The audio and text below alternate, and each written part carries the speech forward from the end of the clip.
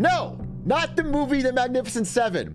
These 7 companies. Because as it turns out, thanks to our friend Jerome Powell, these 7 companies have risen and risen until they've become basically all of the stock market. This is these 7 companies versus the bottom 390 in the S&P 500. These companies have become so important to the global economy that they're basically all I need to focus on. And it's gonna cover all the news that actually matters in markets.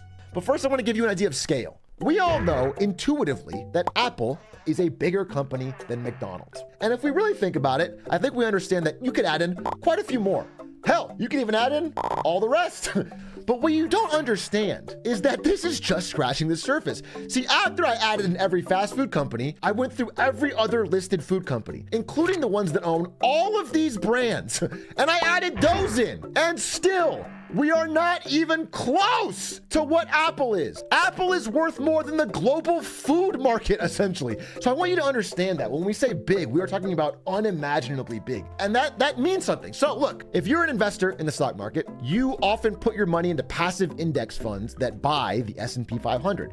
During this year so far, all of the gains in the S&P 500 have come from these 7 stocks. They're up 53% as of June. The total market's up 11%. And if you take out these 7 and you keep the remaining 493 companies, biggest companies in America, it's flat.